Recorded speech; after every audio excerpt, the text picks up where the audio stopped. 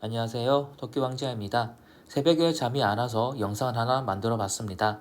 올해 들어서 한시도 하락장이 아니었던 적이 없는데 당연히 저도 이런 하락장에서 손실을 볼 수밖에 없습니다. 방어적으로 포트폴리오를 운영을 해도 지금 장에서는 어쩔 수 없는 건데 상황이 이렇게 되면 상황에 맞게 그림을 다시 그려야 하는 거죠. 이번 시간에는 제너럴한 얘기가 아니라 저의 개인적인 전략을 공유를 할 건데 그렇지만 다른 분들에게도 참고가 될 거라고 생각을 합니다. 저는 21년 11월 말에 퇴사를 했습니다. 당연히 그때도 계획을 세우고 퇴사를 했던 거죠. 지금 집에 버티고 있다가 동북선이 완공이 되고 재건축 호재 등으로 몇 대 오르면 팔자. 그 사이에 국내 주식은 스윙과 장투, 미국 주식은 장투, 코인과 가상 부동산도 투자를 해서 자산을 불리자는 계획을 세웠습니다.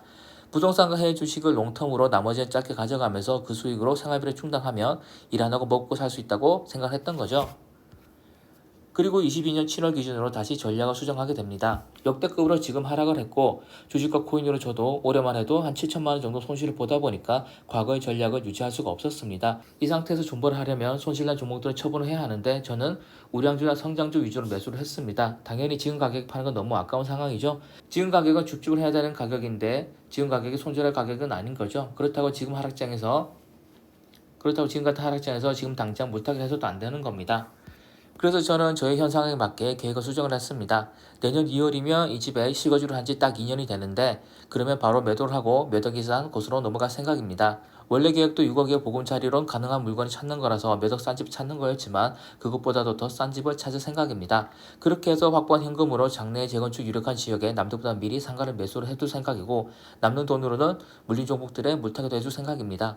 내년 초 정도 되면 하락세도 멈췄을 테니까 타이밍도 나쁘지 않겠죠? 그리고 상황에 따라서 재취업도 고려를 하고 있습니다. 물론 평생 직장을 찾아야지 하는 건 아니고 투자금이 부족한 상황이 생긴다면 1, 2년 정도 소득이 발생하는 곳을 찾아볼 생각입니다. 참고로 소득이 있는 경우가 부동산 대출을 받을 때도 훨씬 유리합니다. 하지만 회사 생활이 질린 저로서는 절대 오래 다닐 생각으로 찾는 건 아닌 거죠. 좀 더 디테일하게 설명을 한번 해보겠습니다. 아파트는 6억 이하 보금자리가 나오는 물건, 지역은 가능하면 서울 아니면 일산이나 광명처럼 재건축 유력한 지역으로 보고 있습니다.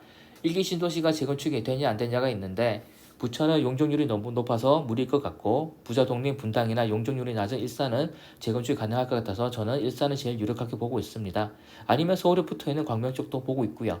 지금 현재로는 광명 쪽에 아파트를 사고 일산 쪽에 단지나 상가 이렇게 투트랙을 구상하고 있습니다. 일산은 대장 지역인 주염역, 호수공원 인근으로 보고 있고요. 여담이지만 보금자리로는 받는 사람을 거지냐고 막말하는 사람들이 있습니다. 오프라인에서 본 적이 없는데 온라인상에는 그런 사람들이 있는데 하지만 이 6억이란 벽이 중요합니다.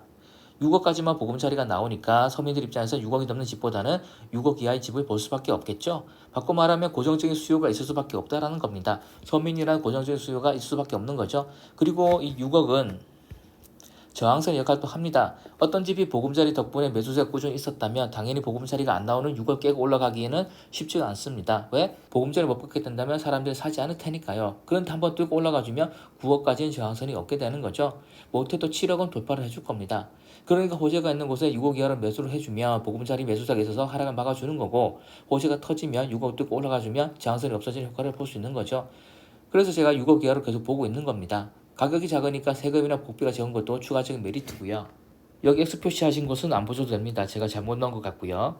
상가는 1억 이하로 보고 있습니다. 1억이라면 완전 작은 평수밖에 살 수 없겠지만 재건축 터지면 입주권 준다는 소리가 나올 거고 그러면 수익을 내고 바로 팔 생각입니다. 실제로 입주권을 받기까지는 우여곡절이 있겠지만 저는 입주권까지 기다리지 않고 그 전에 호재가 나오면 바로 수익을 내고 파는 거죠.